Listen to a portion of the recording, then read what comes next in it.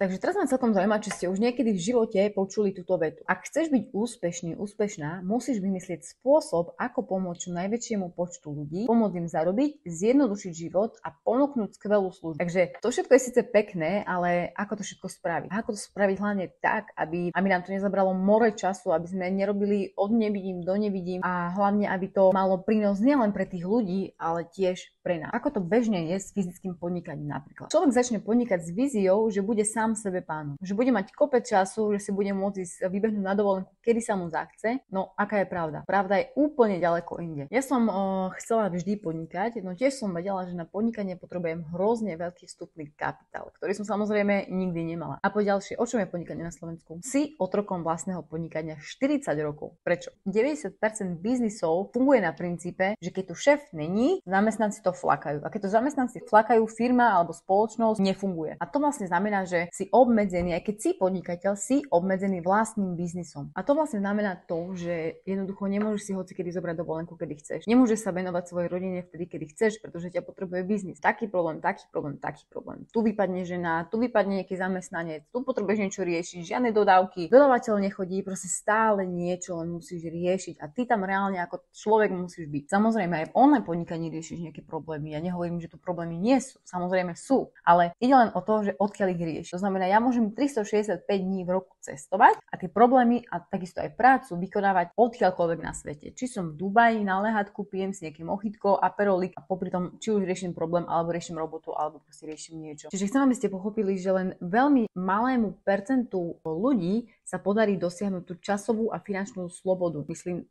cez to fyzické podnikanie. Kdežto pri online podnikaní je 100% pravdepodobnosť, že dosiahneš tú časovú a finančnú slobodu. Jednoducho tak funguje online biznis. Môže byť kdekoľvek na svete, riešiš to cez online priestor, čiže riešiš to cez Wi-Fi, cez mobil, cez notebook a je úplne jedno, kde si. A ďalšia absolútne brutálna nevýhoda fyzického podnikania je to, že investuješ čas. A čas rovná sa vaša mladosť. Mladosť a čas je niečo, čo už naspäť nikdy nezískate späť. Peniaze zarobíte stále nejak. Čas nikdy nevrátíte nás. Čiže čas je jediná komodita, ktorá sa nedá obnoviť, nahradiť ani kúpiť. Čas je jednoducho jedinečný zdroj a nikdy nevieme, koľko ho máme. Preto je veľmi dôležité uvedomiť si hodnotu toho času, že je rozdiel pracovať 40 rokov na nejakom biznise a užívať si v 60-ke alebo dobre, dajme tomu v 50-ke. A je rozdiel pracovať na biznise pol roka, mesiac, 2, 3 a hneď si užívať. Koľko máš rokov? Máš 25, máš 27, máš 30. Poď si užívať teraz, nie o 20 rokov. Jednoducho chcem, aby ste sa vypudili z tohto zvláštneho systému, ktorý tu funguje. Ja už ani fakt, že neviem, že ako dlho, asi odjak živa, že jednoducho nasledujete systém. Škola, istota, robota 40 rokov v dôchodoch. A potom si užívajú dôchodok, zaslúžený dôchodok. Ale čo si budem užívať, keď budem mať 50-60 rokov? Čo sa mi bude chcieť robiť? Sedieť na lehatku a to je všetko. Nie, ja chcem užívať si svet, ja chcem vidieť krajiny, ja chcem cestovať, ja chcem spoznávať. A myslím, že to samé chcete aj vy od života. Práve preto ste sa zúčastnili tohto kurzu, pretože chcete dosiahnuť časovú a finančnú slobodu. Čiže poďme na to, robme akčné kroky, vzdelajme sa, nikdy sa neprestávajte učiť a vzdelávať, pretože to je cesta k úspechu. V dnešnej dobe to platí 500% viac.